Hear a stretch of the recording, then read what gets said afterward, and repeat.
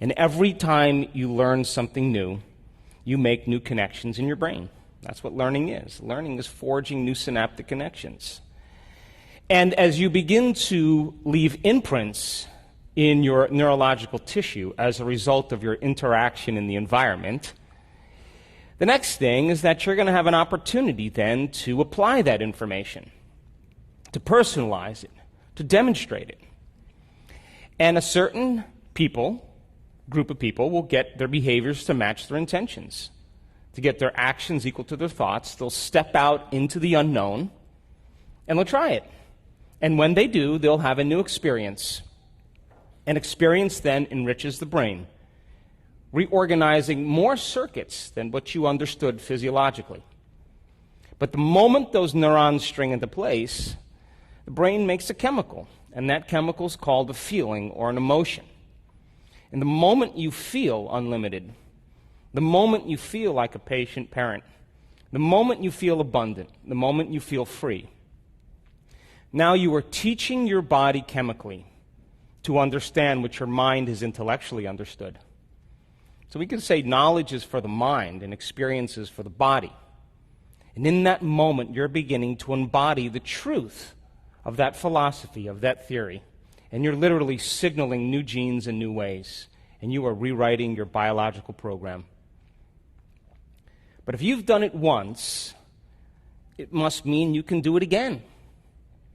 And if you can repeat any experience over and over again, you are going to neurochemically condition your mind and body to begin to work as one. And when you've done something so many times that the body now knows how to do it as well as the mind, now it's becoming innate in you. It's second nature. It's easy. It's familiar. It's who you are. As a matter of fact, you've practiced it so many times that you don't even have to consciously think about it because it's becoming a subconscious program. So our job is to go from philosopher to initiate to master, from knowledge to experience to wisdom, from mind to body to soul, from thinking to doing to being, to learning it with your head, practicing it with your hands, and knowing it by heart. And you and I have all the biological and neurological machinery to do this. And this is a time in history where it's not enough to know. This is a time in history to know how. And I can tell you from my last 5 years of traveling around the world, the common people that look just like you are doing the uncommon. They're healing themselves of very serious health conditions. They're creating better opportunities and better lives for themselves, new careers. They're healing old scars and wounds that kept them connected to the past. And they're having mystical experiences that transcend language, that take them years to be able to understand and explain. And they look just like you. That most people in their life wait for that crisis or the trauma, the disease or the diagnosis, some kind of loss, betrayal in their life before they make up their mind to change. And my message has always been, why wait? Why wait for that tragedy before you decide to change who you are? That when you begin to apply these principles because you understand that they work, then it means then you'll believe in a future more than you believe in your past. And people who do the work are more in love with their future than they are with their past. And they're more interested in telling the story of possibility in their future than reliving the emotions and experiences of the past. And you know, the beauty behind all of this is that you don't have to be a monk. You don't have to be a priest. You don't have to be a rabbi.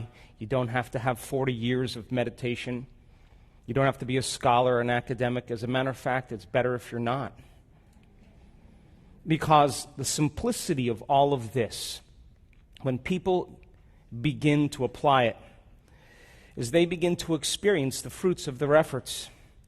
And I can tell you there isn't a person in this room that is so special to be excluded from this phenomenon. And that your thoughts literally have an effect on your body. That all thoughts carry an energy or a frequency. And if you believe that on some level that your thoughts have something to do with your body or your life, and you're thinking 60 to 70,000 thoughts in one day, and 90% of those thoughts are the same redundant thoughts as the day before, it's going to produce the same measurable effects in your body, yes or no? And you are going to begin to emit the same energy and information in your field. And you are going to keep creating the same life. So then the same thoughts always lead to the same choices. The same choices always lead to the same behaviors. The same behaviors create the same experiences. And the same experiences produce the same feelings and the same emotions. And those very same emotions drive your very same thoughts. And your biology, your neurocircuitry, your neurochemistry, your hormones, and even your genetic expression is equal to how you think, how you act, and how you feel. And how you think, how you act, and how you feel is called your personality. And your personality creates your personal reality. That's it. That's it. So if you wanted to create a new personal reality, a new life, you would have to change your personality, yes or no? That means then you would have to start thinking about what you've been thinking about and change it, yes? You would have to become aware of your unconscious habits and behaviors and modify them, true? Even what you say and how you talk. And you would have to look at those emotions that keep you connected to your past, because emotions are the end product of past experiences. And you would have to decide, do these emotions belong in my future? That means if you want to be wealthy, you can't take lack or unworthiness. A wealthy person would never feel that way. So most people try to create a new personal reality as the same personality, and it doesn't work. You're literally going to have to become someone else. So the principle in neuroscience says that nerve cells that fire together. So if you keep thinking the same thoughts, making the same choices, demonstrating the same behaviors, create the same experiences that stamp the same networks of neurons into the same patterns, all for the familiar feeling called you, then wouldn't you agree then, if you've done that over and over again, firing and wiring, emotionally conditioning and signaling the body in the same way into the past? If you did that, I don't know, let's be conservative, 25 years, would you agree then you would begin to hardwire your brain into a very finite signature? Yes? And that finite signature is called your identity. And it's a fact that by the time we're 35 years old, we become memorized to a set of automatic programs, behaviors, beliefs, perceptions, emotional reactions that function subconsciously. So then the first process of change then would become conscious of your unconscious thoughts, yes or no? Yes. And because of the size of the frontal lobe, which is 40% of your entire brain, the crowning achievement of the human being, the fact that you can observe how you're thinking, notice how you're acting, and pay attention to how you're feeling, the moment you can observe that, it means you're no longer the program, yes or no? You're the consciousness observing the program, and you're beginning to objectify your subjective self. You're no longer your biology. You're the consciousness observing who you are, yes or no? Yes. So then the word meditation then literally means to become familiar with. That's what it means. That's the symbol. So then if you begin to become familiar with how you've been thinking, and you're so conscious of those unconscious thoughts like, I can't, what's wrong with me, it's too hard, I'll never change, I'll never make it, I'm too tired, nobody loves me. Those are the thoughts that are slipping by your analytical mind unchecked and beginning to program your autonomic nervous system into the same destiny.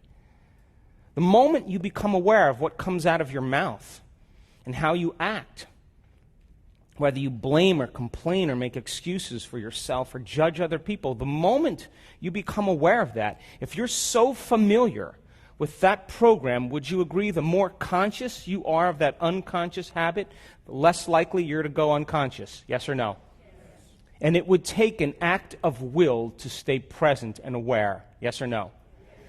And if you're becoming so familiar with the emotions that you've been living by every day for the last 20 years, that you didn't even know that you were guilty because it just felt like you. And it was so comfortable suffering that you felt really good to feel bad. But you didn't know that because that's just how you've been feeling. Yes or no? Yeah. And then all of a sudden you become conscious. Oh my God, what have I been doing? The moment you become aware of that, then, it means then you're less likely to lower your energy and your emotional state during your day because you would become conscious of it. Yes or no? And what if then you decided, what thoughts do I want to put my attention behind? Let me review them, how a great person would think. What would be the internal dialogue they would have? And you began to fire and wire those circuits in your brain. And if you did that a few times, you would begin to install some circuits in your brain, yes or no? And if you kept thinking that way, firing and wiring, the hardware would become a software program, yes or no? And who knows? In your waking day, you may start thinking like a great person. Because the circuits are there, yes or no? Yes. And if you said, I'm going to master this day, one lifetime, how would an unlimited person live today? And you began to rehearse in your mind who you were going to be before you opened your eyes. The act of rehearsing mentally, when you're truly present, your brain does not know the difference between what's going on out there and what's going on in here. And all of a sudden, you begin to install more circuits in your brain, priming it. All of a sudden, installing those circuits so that you have the hardware in place to act like that person, yes or no? Come on. Yes. And if you've done that enough times, would you all of a sudden start acting like that person? Yes. In your waking day, because you've primed your brain instead of to be a record of the past, that now it's becoming a map to the future. Yes or no? And then what if you said, now this is, to me, greatness. Can I teach my body emotionally what my future is going to feel like before it's made manifest? Now, this is the challenge, because we've studied this so much. Most people wait for their wealth to feel abundant and worthy. They wait for their success to feel empowerment. They wait for the healing to feel gratitude and wholeness. They wait for their new relationship to feel love. Or they wait for the mystical moment to occur to feel awe. That means then we're victims to our environment. We're waiting for something outside of us to change how we feel inside of us. And the moment we feel better inside of us, we pay attention to whoever or whatever caused it. And that event in and of itself is called a memory. That's Newtonian physics, cause and effect. In other words, if people are in lack, or they're empty, or they're suffering, they're waiting for some external exogenous condition to change how they feel. And what happens if it doesn't happen? They spend the rest of their life fighting for it, trying to controlling it, manipulating it, trying to make it happen because they're separate from possibility. But don't you know that the moment you start feeling wholeness, your healing begins? The moment you start feeling worthy and abundant, you're walking towards your future called wealth. The moment you're empowered by a vision, and every single day you're living in that energy, you are going to tune into a new future. And synchronicities and serendipities are going to begin to happen all around you. The moment you're in love with yourself and you're in love with life, you're going to magnetize an equal. And the moment you're in awe of knowledge and information, you're going to have a mystical experience. And that's causing an effect. And so then, if science tells us that the environment signals the gene, are you with me? Yes. And all genes make proteins. And proteins are responsible for the structure and the function of your body. And genes are like Christmas tree lights. They turn on and off all the time, and we've measured this. Would you agree then that if an experience in your environment produces an emotion, and science tells us it's the environment that signals the gene, when you begin to experience the emotion ahead of the environmental experience, you're signaling the gene to begin to make new proteins to prepare the body for that future experience. Are you with me? Yes. Now you're in alignment biologically with the destiny, neurologically, chemically, hormonally. And all of a sudden now, this is the beauty. If you're able to then maintain that state of mind and body, where there's physical evidence in your brain and body to look like the experience has already occurred because you're doing the work, then the magic starts to happen in your life, and it comes out of nowhere. Those coincidences, those opportunities that begin to unfold are unfolding because you're no longer living in the known. You're living in the unknown. Are you with me still? And I'm telling you, you're more alive and at your best when you're in the unknown than when you're in the known. Are you still with me? Yes. So then, if the brain is a record of the past, it's an artifact of everything you've learned and experienced to this moment. Would you agree then, if you're not being defined by a vision of the future every single day, you're left with the old circuits of the past? Yes or no? And if you are living by the memories of the past and you're not installing any circuits into the future, then you're going to be predictable in your life. Yes or no? Yes. Come on. Yes. And if feelings and emotions are the end product of past experiences, and you remember experiences better because you remember how they feel, the moment you wake up in the morning and you say, let me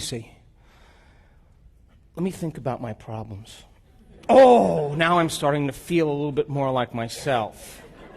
Wait, let me grab my cell phone and let me check my WhatsApp and my texts and my emails and my Facebook. And Jennifer's eating carbohydrates. Did you see that? Oh, my God. And my high school boyfriend is looking for me.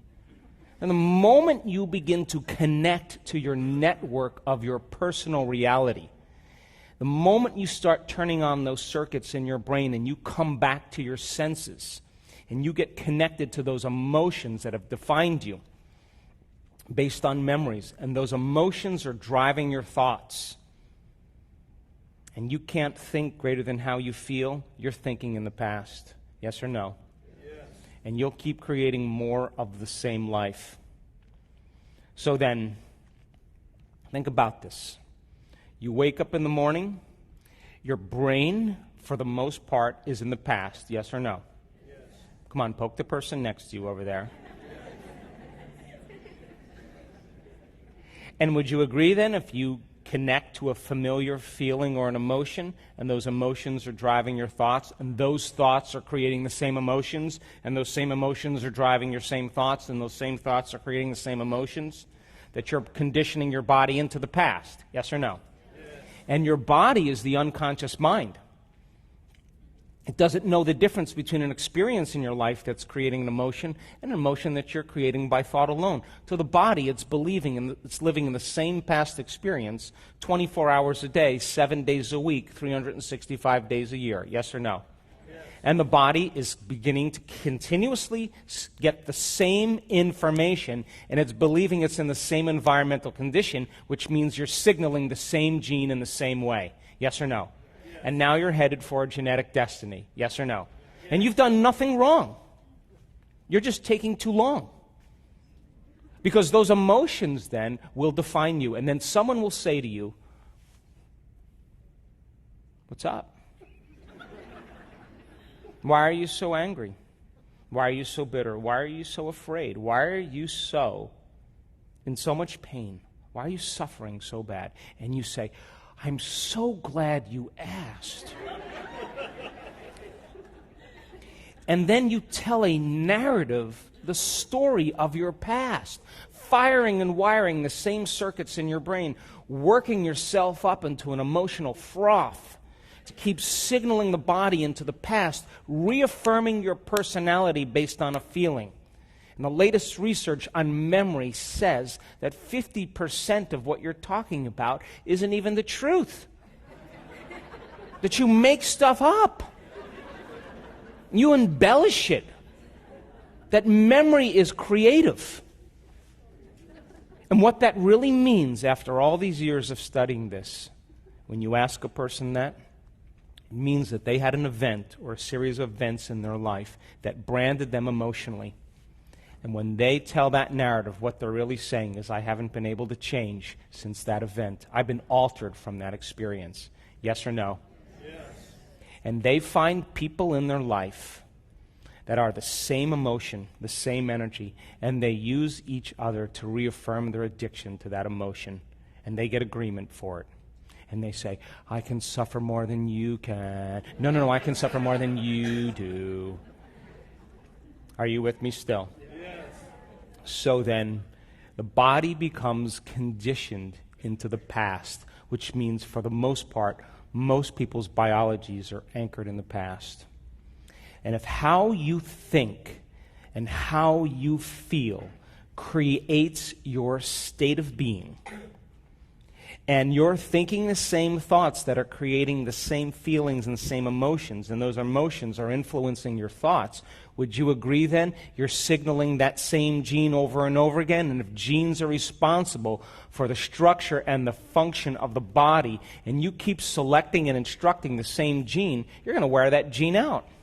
Yes or no? Yes. Just like gears in your car. Taking a fax of a fax of a fax of a fax, or a copy of a copy of a copy, sooner or later it's going to lose its detail. Yes or no? Yes. And that's exactly what happens to the body. The body begins to break down because those proteins are responsible for your physiology, for your structure.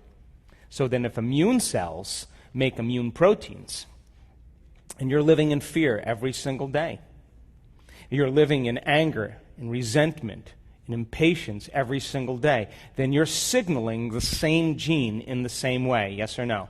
Yes. And if you keep doing that for a period of time, sooner or later you're going to program that gene, and all of a sudden the body's going to get unhealthy. Yes or no? Yes. And look, people say, well, I did my meditation 3 days and nothing happened.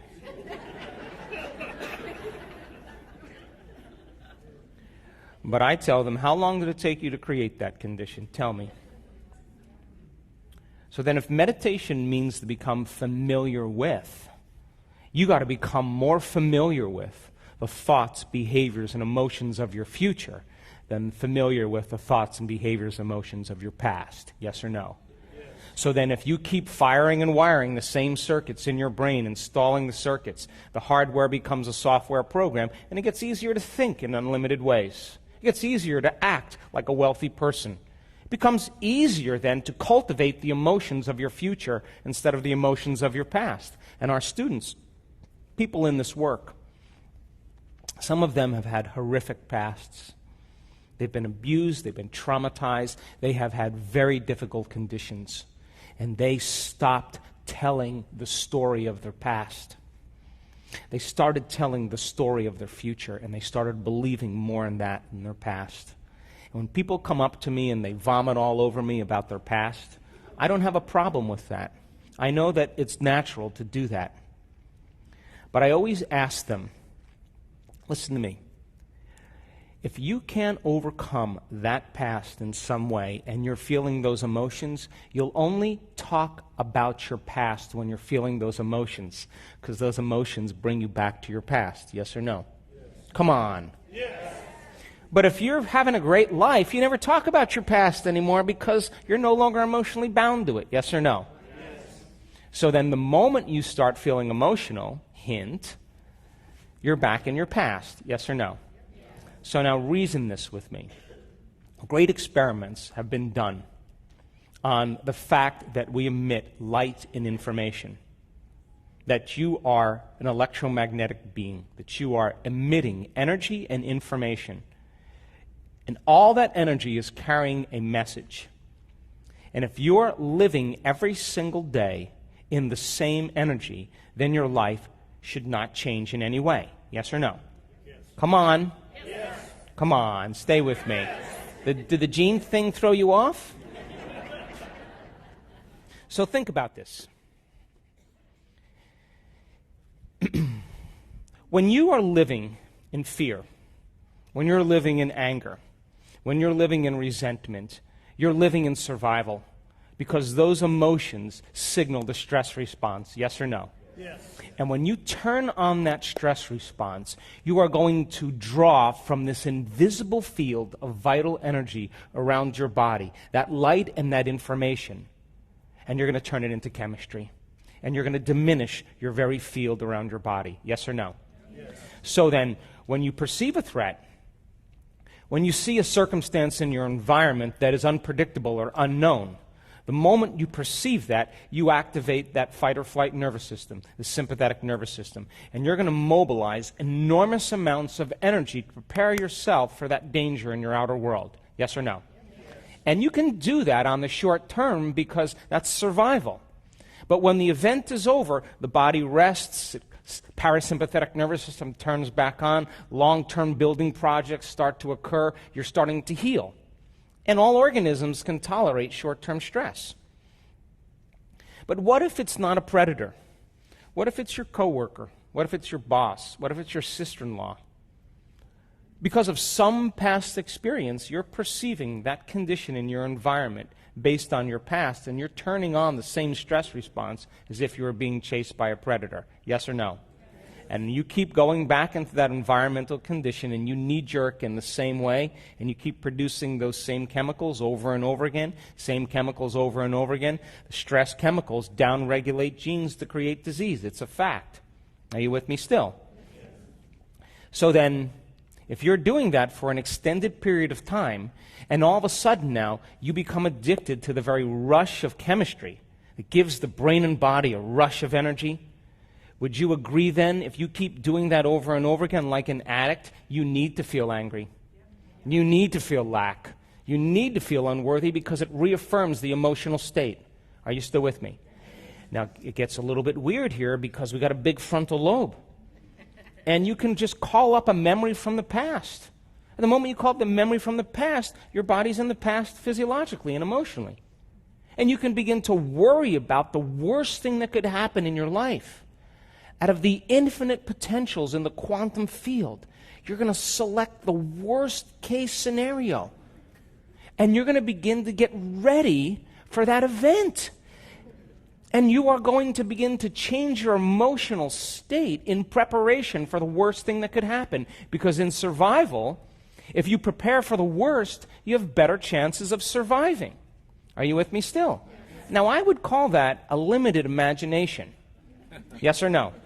But in survival, though, when you're in stress, then, if you prepare for the worst and it doesn't happen and something less happens, you have a better chance of living.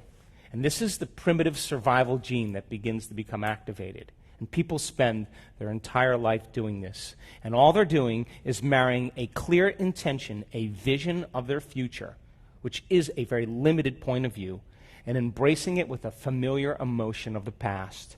And they're expecting their past to be their future. And if how you think and how you feel creates your state of being, that person's past is going to be their future. Are you with me still? Yes. So then, reason this with me. If you can turn on the stress response just by thought alone, and the hormones of stress give the brain and body a rush of energy, and people become conditioned or addicted like junkies to those emotions, then would you agree with me then? If you can turn on that stress response just by thought alone, that you can become addicted to your own thoughts. Yes or no? Yes. And if the hormones of stress are highly addictive and you're using your boss or your coworker or your sister-in-law or your finances to reaffirm your addiction to that emotion, Is it possible you become addicted to the life you don't even like? Yes or no? And this is why change is so hard. And if you can turn on the stress response just by thought alone, and the hormones of stress downregulate genes to create disease, then your thoughts could make you sick. Yes or no? So okay, let's go out on a limb here. If your thoughts could make you sick, is it possible that your thoughts could make you well? Yes. Okay.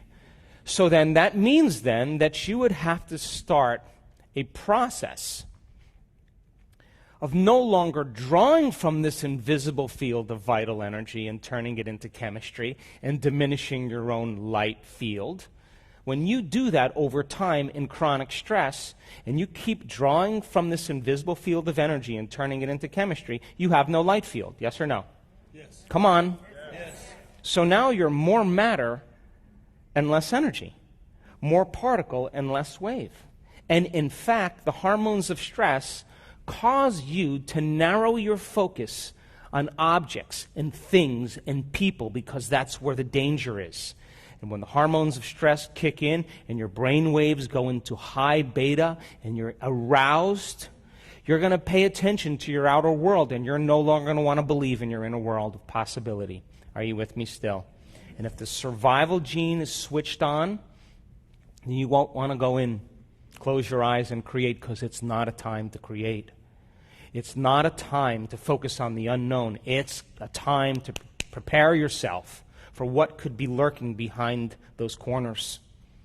And it's not a time to learn. It's not a time to open your heart. It's not a time to be vulnerable. It's not a time to sit still. It's a time to run, to fight, or to hide. And people spend the majority of their life living by these hormones. And those hormones cause us to become materialists, using our senses to define reality. And if you can't see it, you can't hear it, you can't smell it, you can't taste it, you can't feel it, it doesn't exist. And all of a sudden, people all of a sudden give up possibility. And now, when they're more matter than energy, they will try to force outcomes, control outcomes, predict outcomes, fight for outcomes, because they are matter trying to change matter. Are you with me still? And as people begin to try to control and predict all the different things in their life when they're aroused by these chemicals, each person, each object, each thing, each place, each experience has a neurological network in their brain because they've experienced them already. Yes or no? Yes. And as they shift their attention from one person to one problem or one thing, they start activating these different circuits over and over again. And all of a sudden, if you measure that in the brain gets highly incoherent. It's a house divided against itself. And when your brain is incoherent, you're incoherent. And when your brain isn't working right, you're not working right. And at the exact same time, when this vital energy is being drawn and turned into chemistry, the heart, the center of oneness, the center of wholeness, your first step to divinity right here, the bridge, your connection to the unified field, it loses its energy, and all of a sudden it starts to beat very incoherently. And the emotions of resentment and impatience and hatred and violence cause the heart all of a sudden to no longer be in balance. And all of a sudden we no longer trust our heart. What we want to do is protect ourselves from everyone and everything in our life, and we no longer trust. And if you can't trust in the unknown, then it doesn't exist. And people understand when they're living by the hormones of stress unconsciously to run from the unknown. Because the unknown you can't predict, and it's being in that state of the unknown and not being able to predict your future that actually creates the stress response. So nobody takes a chance in possibility, and everybody's waiting for everybody to do it. Are you with me still? And when you narrow your focus on matter and on objects and things and people, you're focusing on the particle in quantum physics, and you're eliminating the wave of possibility. And where you place your attention is where you place your energy.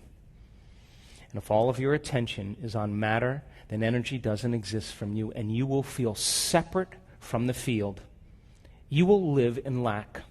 And you will say, I feel empty, and I need that thing to make me feel better. And once I get that thing, I'm going to experience the emotion of it, and when I get it, then it's going to make me feel better. But when the novelty wears off, here comes the emptiness again. So then you say, I'm in lack again. I need one of those. So then you got to go to work, and you got to drag your body through space. And when you drag your body through space, you experience time.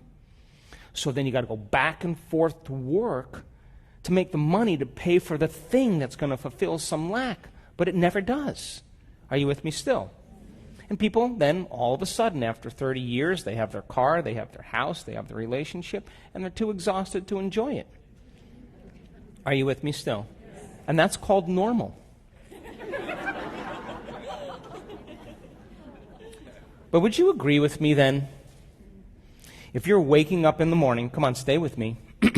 If you're waking up in the morning and you're not being defined by some vision of the future, and your biology is in your past, and you get up and start your day, when you see the same people and you go to the same places and you do the exact same thing and you see the same object in your life, it's your environment that's influencing how you think and feel. Yes or no?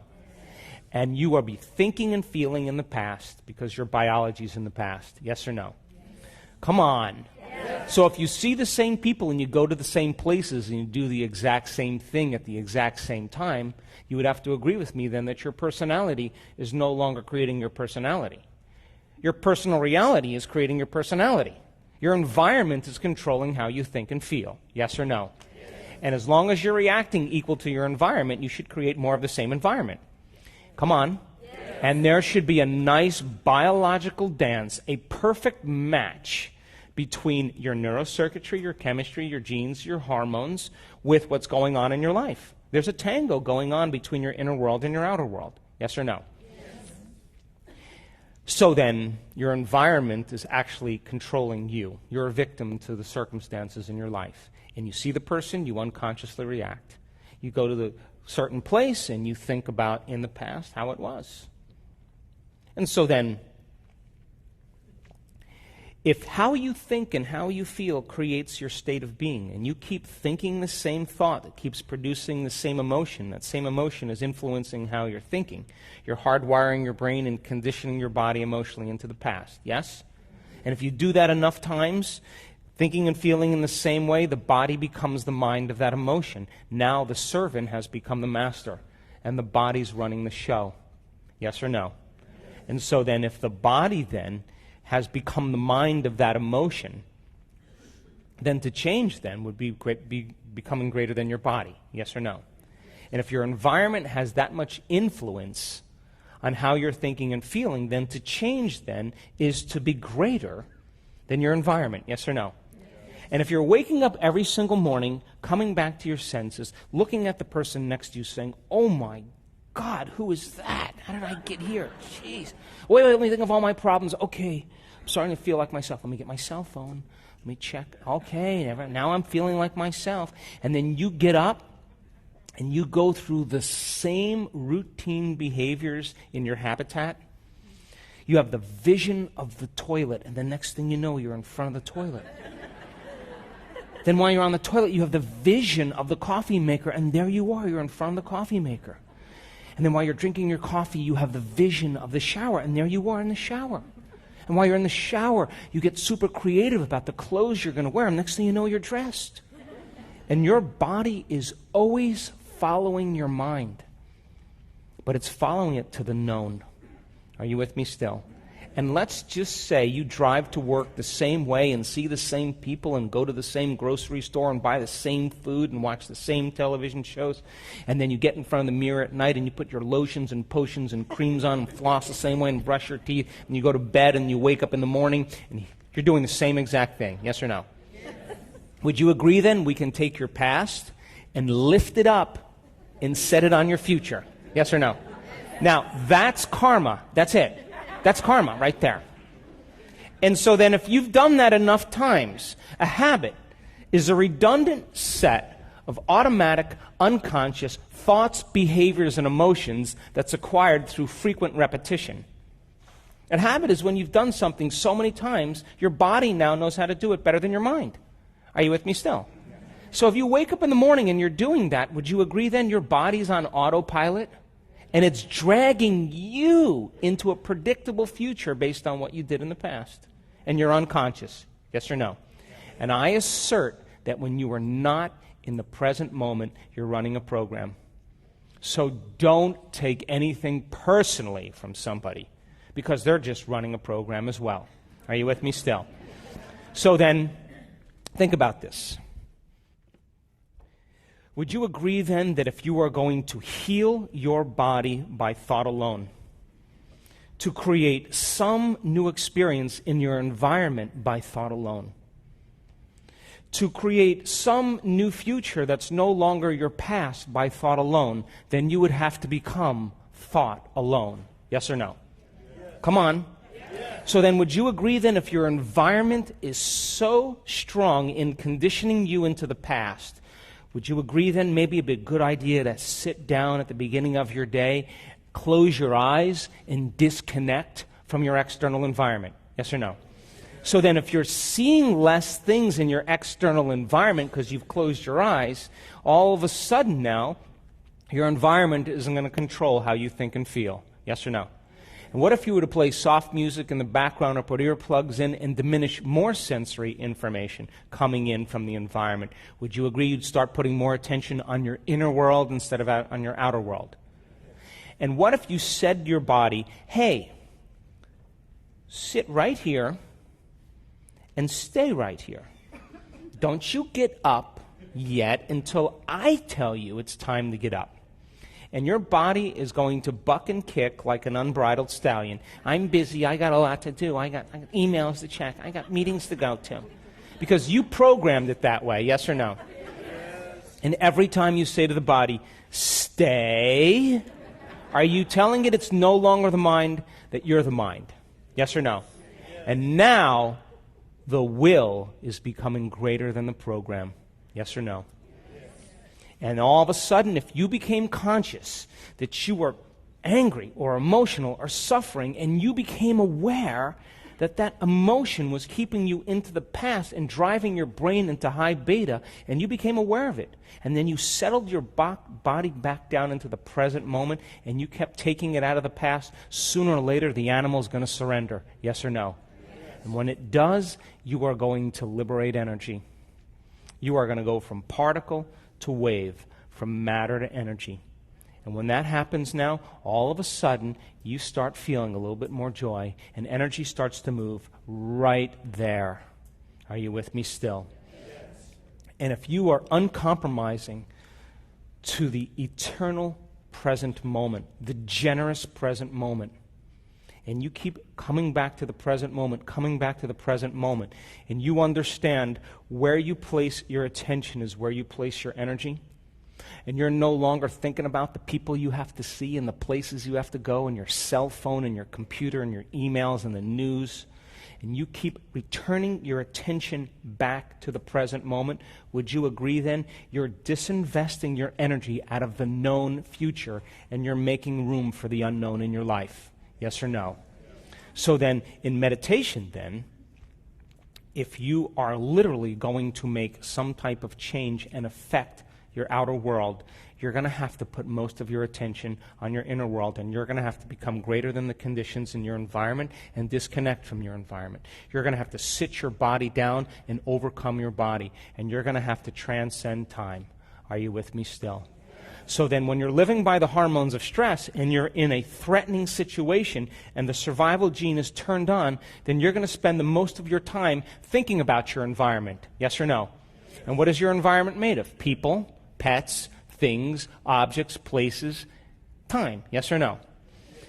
And when you're living by the hormones of stress and that survival gene is conditioned and turned on, would you agree that you better pay attention to your body if you're being chased by Mr. Big? Yes or no? So most people start to put all of their attention on their body, and they start believing that they're their body. Are you with me still? And if you're living by the hormones of stress and you're trying to predict the future based on the past, then you would have to agree with me then, when you're in the present moment, you can't be in stress. Because there is no future and there is no past. There's only the present moment. Yes or no? So then meditation is about that. And what we've measured over and over again when we've done this is I now know without a doubt, that you are at your absolute best when you get beyond yourself, period. And I can tell you right now, you can't tell me you're too old. You can't tell me you're too out of shape.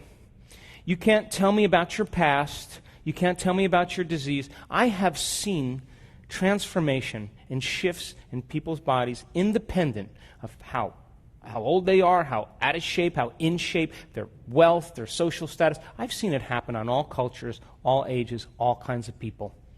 Are you with me still? So then, if you start taking your attention off your body, then would you agree that you would become nobody? Yes or no? Yes or no? Yes. And if you took your attention off all the people in your life that you have to take care of and make sure everything's in place, and all those people have created your identity, that the moment you take your attention off all those people in your life, you become no one. Yes or no? Come on. And if you're not thinking about the things you own and all the objects, your computer, your cell phone, then all of a sudden you're in nothing. Yes or no? Yes. And if you take your attention off the place you have to go or the place you're sitting and you get so lost in your inner world that there's no longer an outer world, then you're in nowhere. Yes or no? Yes. And if you are not thinking about the predictable future or the familiar past, and you are in the generous present moment, then you are in no time. Are you with me still? And that means then you're no longer your face. You're no longer your pain. You're no longer your job. You're no longer your gender. You're no longer your diet. You're no longer your profession. You're no longer a mother. You're no longer a father. You're no longer a kid. You're no longer your culture, your skin color. You're no longer your name. You are nobody. No one, no thing, nowhere, and no time. And in that moment, you are walking into the door to the quantum field. You are passing through the eye of the needle. Are you with me still? And now here's what happens when this occurs. And we've measured this enough times. When you're thinking about all those people and things and problems and conditions in your life, and your brain is aroused because of the hormones of stress, and you're in survival, and you're activating all those circuits in your brain is firing very incoherently, and your heart is out of rhythm, and you're drawing from this field and turning it into chemistry, and you're more matter and less energy, that there comes a moment where all of a sudden the person has to settle down and there's chaos going on within them. They're disconnecting from their environment, and it's the unknown. And they have to work in trusting in the unknown more than the known. And as they do this properly, and they get beyond themselves, and they're no longer thinking about those people, they're no longer thinking about their pain or their body, they're no longer putting their attention on objects or things or places and time. If they're no longer activating these circuits in the brain because they're no longer thinking about them, guess what happens? Their brain waves begin to change from beta brain waves, high beta aroused state, into alpha. And in alpha, all of a sudden, the inner world starts becoming more real than the outer world. The brain starts to imagine. And when you're out of the way, and you're no longer thinking and feeling in the same way, and you're changing your brain waves, as you change your brain waves, you're falling right into the autonomic nervous system. And as your brain waves slow down, all of a sudden you're connecting to that autonomic nervous system that wants to just do one thing: create order and balance in your body. And it says, she's gone. She's out. And it steps in right into the neocortex. And when it steps right into the executive brain, all of a sudden it starts taking those different compartments of the brain that were no longer working together and starts to synchronize them. And all of a sudden you see the front of the brain talking to the back of the brain. We've seen this so many times. You see the right side of the brain talking to the left side of the brain. And all of a sudden you see the brain starting to move into a more holistic state. And what sinks in the brain links in the brain. And all of a sudden, the person starts to feel connected to something greater. Are you with me still? And the moment that that happens, we can predict it now. The neuroscientists that come and study our work, we say, she's going to pop. What do you mean? Just watch. She's going to pop. And all of a sudden, the brain starts working together. And as they're no longer thinking and they're no longer putting their attention on objects and matter and people and things, and they're all of a sudden putting their attention within them, and that brain starts functioning in a holistic way, it starts to synchronize, and those brain waves become highly coherent. And all of a sudden, when that happens, that energy moves right into the heart. And at that time, we've measured this, all of a sudden, that person starts to feel whole. When that brain, that right hemisphere and that left hemisphere come together and it starts to synchronize, the union of polarities, the union of duality, the union of separation or opposites is called wholeness, it's called love. And the moment those two hemispheres come together, that energy breaks right into the heart, and the person's heart goes into super coherence. And the field around their body can be up to 8 feet wide, 9 meters wide. Now they're more energy than matter, more wave than particle, and they feel connected to something greater, and they would never try to control an outcome. They would never try to force an outcome. They would never try to predict an outcome, because they understand that all they have to do is put their attention on possibility, and their body's going to follow their mind to the unknown. And it's so amazing when this happens. You can see the person's heart go into coherence, you can see their brain go into coherence, and you can walk around while they're in the meditation, you can look at them like this, and there are tears of joy rolling down their face. They are being baptized by the divine. They are connected to the unified field. And the unified field is that quantum field that governs all the laws of nature. And when that occurs, they feel so whole, and so in love with life, and so in love with themselves, it's impossible to want. How can you want when you feel whole? You feel like you have everything. And that's the moment the magic happens over and over again. And there is a biological, neurological, genetic upgrade in that person when they connect to the unified field. And when you connect to the unified field, you will go from somebody to nobody, to everybody. From someone to no one, to everyone. From something to nothing, to everything. From somewhere to nowhere, to everywhere. And from sometime to no time, to every time. Isn't that the quantum field? And when that occurs, you will feel so connected and so whole. When you're in that state, you no longer experience separation. You no longer are saying, I need that. You're saying, I already have it.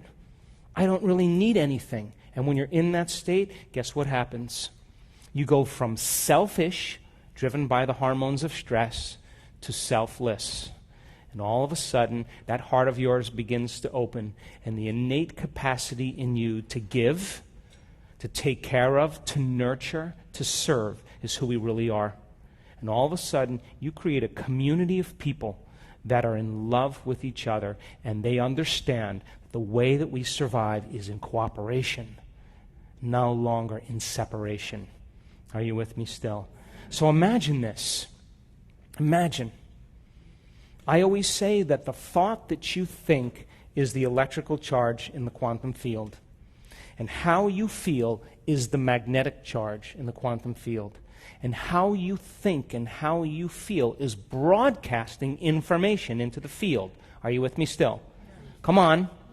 So then if you have drawn from your visible field of energy and turning it into chemistry, and you're more matter and less energy, you're separate from that field, it's going to take a long time for your dreams to occur. Yes or no? Because we live in a realm where there's infinite space. Look at, space goes on forever, yes? And the way we experience time is, as matter, is we drag our body through space. Let's go get that. And if we drag our body through space, it's going to take time. So it's going to take time for you to get your dreams, because you're matter trying to change matter. Yes or no? But if you're in a realm, and Einstein said, I didn't say this, Einstein said it, the field is the sole governing agency of the particle. He didn't say the particle is the sole governing agency of the particle. Matter doesn't affect matter. Energy affects matter. Are you with me still? So then if you were in the field, then you should be able to connect to that energy and begin to exert greater effects on matter. Yes or no? But doesn't that mean you can't take your body there, right? Can't take your face, can't take your weight, can't take your vegetarian diet, can't take any of it. You got to leave that all there. You got to go as consciousness. You got to go as an awareness. Yes or no? Now, we've measured this enough times. Imagine 750 people in a room, in an advanced workshop. They have overcome themselves. The first day is all about overcoming themselves. And we know that the energy in the room usually goes up slightly, because we measure it, or it goes down slightly, or it goes up a little bit. Because as people begin to break their emotional bonds with everyone and everything in their life, they're drawing energy from the field, and they're building their own vital field of energy. Yes or no? Yes. So then we should see the energy in the room drop. And we do, because, hey, if you're using your best friend to reaffirm your addiction to suffering, hello? Am I getting too close? And then you're breaking that addiction, then you're gonna no longer be bound to that person energetically, and you're going to start calling energy to build your own field. Because all of that suffering, all of those emotions, all that guilt, all of that resentment is your creative energy that's tied up. Are you with me still? So there's no energy to create with. So then as you're drawing from this invisible field of energy, and you're breaking the bonds with your past, present reality, the energy of the room will drop. And we've measured it. But when people start to overcome themselves, all of a sudden they start to contribute to the field of energy in the room. Now all of a sudden their heart starts to become more coherent. How do we know that? We measured it. And I don't care how old you are. I don't care about your past. I don't care about your skin color, your gender. I don't care about any of that. When people finally open up this center and we teach them how to do it, and I just was in a long meeting with the Heart Math Institute that we partner with, and he keeps telling me, your results are supernatural. And I keep telling him, our students are supernatural. Imagine 750 people in the room. They're overcoming themselves. And they start activating this center, their center of oneness, their center of wholeness, their connection to the unified field. And as the heart starts getting coherent and it starts creating elevated emotions like gratitude, people are feeling the emotions of their future that begin to create holism and oneness. And not just doing it for a few seconds. We want our students to sustain it, to make it a skill, to regulate internal states independent of the conditions in their external environment. And our students can hold it for 45 minutes. Imagine, the heart is in super coherence. And when that heart starts to beat in rhythm, and they're sustaining it, all of a sudden that field starts to expand. That energy starts to become very coherent, like dropping a pebble in water after pebble, after pebble, and it's creating this wave. And that's the magnetic field around the body. Are you with me still? A measurable magnetic field. This is science. And that energy is a frequency. And all frequency carries information. So imagine then 750 people in the room opening their heart with an elevated emotion like the joy for existence, the love for life, the inspiration to be alive. Care, kindness, compassion, activating this center, the union of duality, and they're putting out a measurable, coherent magnetic field. And if all that frequency carries information, they lay the thought, the intent on that energy. And what if you had 50 people in the front of the room wearing heart rate monitors? And they're sitting there, and the rest of the room is sending the thought on that energy for the greatest good for those people sitting in the front of the room. You tell me then how majority of those people, how their hearts all go into coherence at the exact same time, on the exact same day, in the exact same meditation. You see, we are bound by that field of love and energy. Are you with me still? And that's what creates community. So then, when you start to open your heart, every single person that you are connected to, you begin to have an effect on, because you are entangled in energy. Are you with me still? So then, when that person starts to go into heart coherence, and they start producing a measurable coherent field, and their brain is in coherence, there's research that shows that the heart and the brain are communicating not just by nerve cells and nerve tissue, that they're interfering and creating a coherent electromagnetic signature. And the heart begins to act like an amplifier, and it begins to affect the brain, becoming more coherent. The brain sends a more coherent message to the heart, and all of a sudden the person is in a whole different state of being. And that state of being is what I call the natural state of being. That's who we really are when we're not separate, when we're not warring, when we're not deceiving, when we're not competing, when we're not prejudiced, when we're not living in fear and hostility that creates separation. That's who we innately are. Are you with me still? So then, if your energy becomes coherent, and the person next to you's energy is coherent, and those two energy fields come together, and they start interacting, and they start interfering, they're going to create a bigger amplitude, a bigger wave. Yes or no? And the bigger the amplitude, the higher the energy. Yes or no? And then the higher the energy, then the more energy we should see in the room. Yes or no? And we've measured the energy in the room, and it always goes up in our events because the divine is present. And the person then becomes more energy than matter, more wave than particle. And now, we used to see, years ago, small changes in our events. You know, people having here and there some wonderful experiences. And now, it's happening in shorter and shorter amounts of time. And the higher the energy, the faster the frequency, the more connected they are to the unified field, the shorter amount of time it takes for it to occur. Are you with me still? Yes. And I can tell you without a doubt, I've looked at over 8,000 brain scans. I can tell you that when you analyze your life within some disturbing emotion that's created by the hormones of stress, you are going to make your brain worse. Because those emotions are the past, and you're thinking in the past. And if you're aroused by those stress hormones, you're going to drive it further and further into high beta. We've seen it over and over again. I can tell you without a doubt that your brain doesn't change your brain.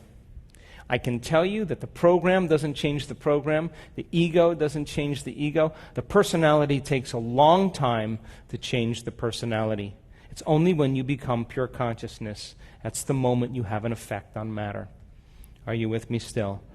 And imagine then, we've seen this now, when a person truly connects to that unified field, and we can predict now almost when it's going to happen, if their brain is being measured, would you agree then you should see higher energy in the brain? Yes or no? Yes.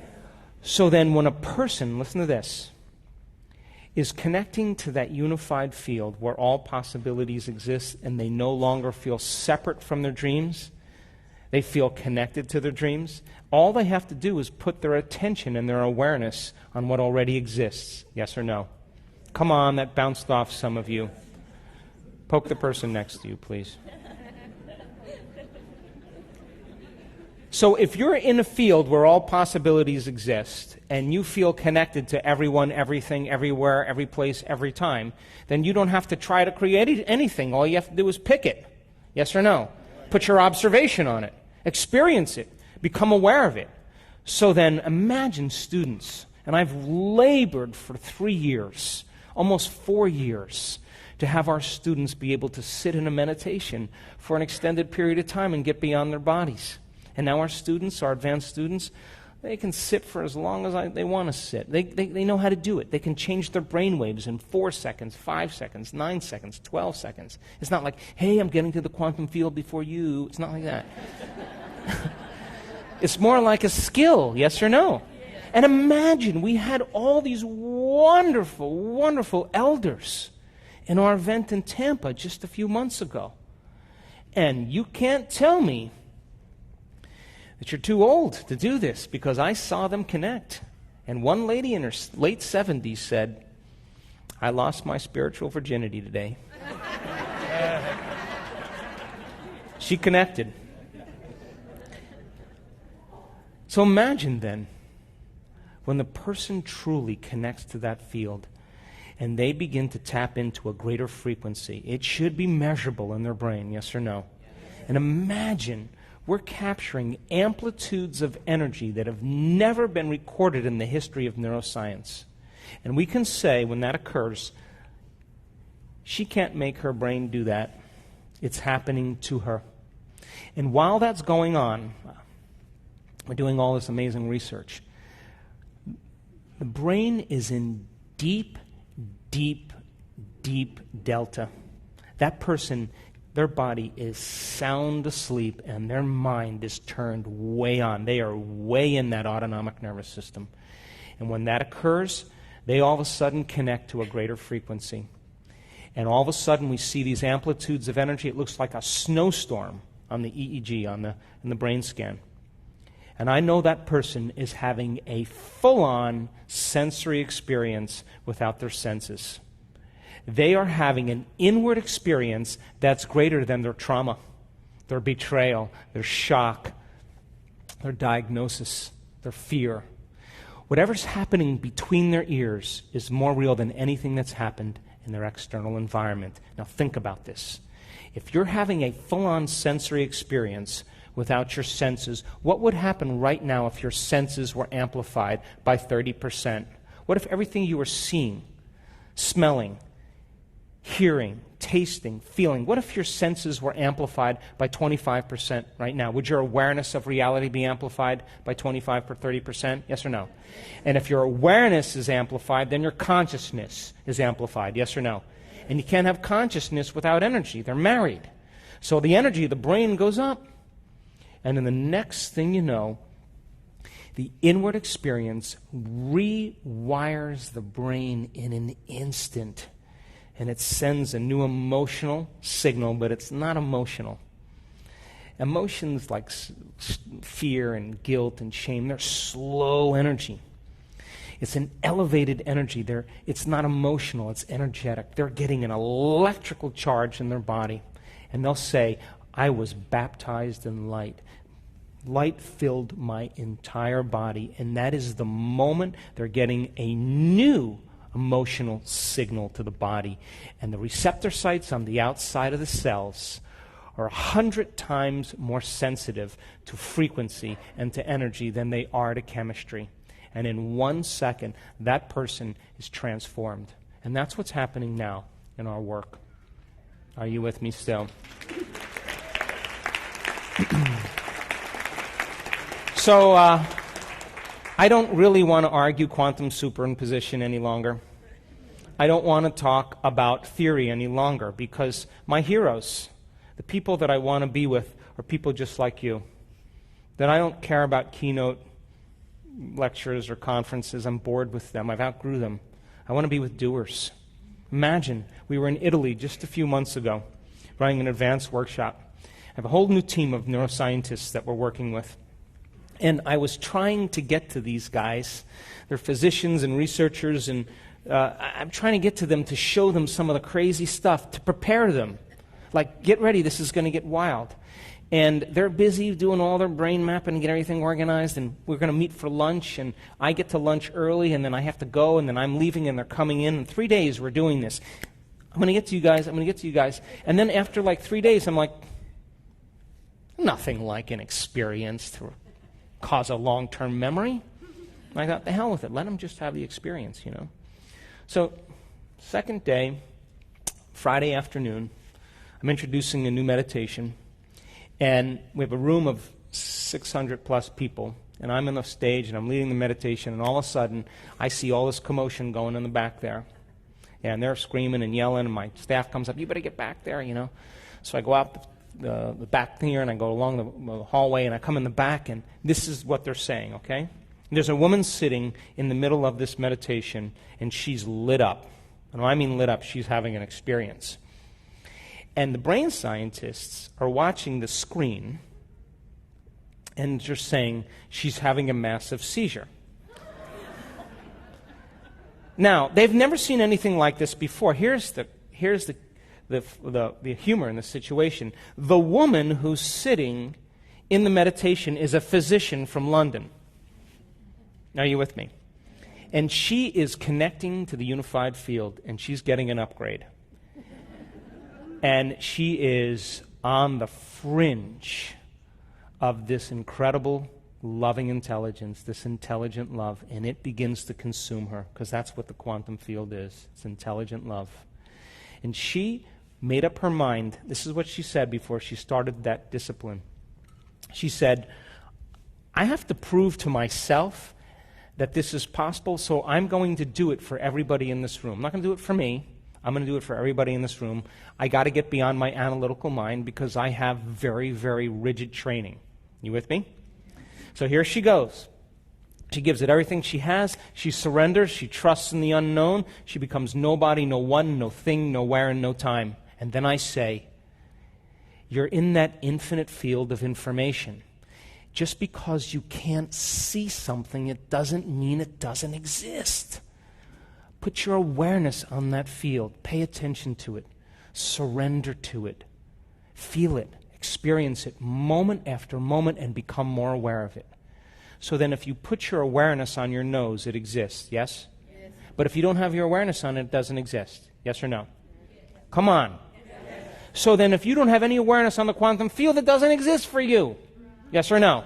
Yes. Until you put your awareness on it. So I'm asking them to unfold deeper into the unified field and experience it. Put your awareness on it moment after moment, and certain people start to connect to that energy, that coherent energy. And all of a sudden, in 1 second, her entire brain goes into gamma. Not just regular gamma, which is superconsciousness. We're talking about lots of high energy gamma.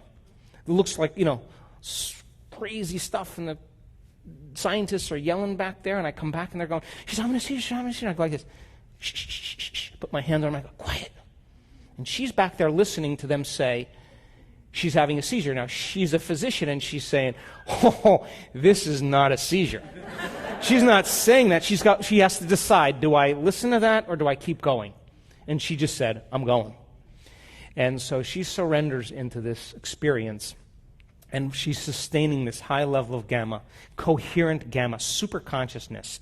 All of her awareness is on her inner world. In other words, she is aroused. Her sympathetic nervous system has switched on, and instead of switching on like being chased by a predator, instead of that energy being drawn from the field, the sympathetic nervous system is switching on, and it's taking all that energy stored in the body and it's driving it up to the brain. And when it goes on, all of a sudden the brain goes into gamma, and she's aroused from the inner experience. Are you with me? But it's not from a predator or from a danger. It's from the divine. And now she is in gamma. So I say to the scientist, shut up, let her have the experience, don't bother her, and get back here with that brain scan afterwards. So we have the break, they come back there, and they're all sweating, and they're freaked out, and oh my God, yeah. So they show me this sustained gamma, and then, my whole theory about the mystical is that energy has to reach the pineal gland. When the pineal gland gets activated, melatonin all of a sudden starts to produce derivatives, metabolites, that create the mystical experience. Chemicals that create a phospholuminescent energy in the brain, create hallucinations or vivid imagery, suppress the drives of the body, create antioxidants for healing, release chemicals like Valium that sedate the analytical mind. And the person's going to go mystical. They're going to go dimensional. And she went dimensional. And when we put up the three-dimensional imagery, the hologram of the brain, the entire pineal gland was on fire. It was on fire. I knew in that moment that what we were doing was correct. So we had the scientists come up on the stage. There's nothing like a good story. We bring the doctor up there. We show the brain scans. The scientists are like little kids, goofy and laughing. Ooh, I can't believe it. This is crazy stuff. It's not a seizure.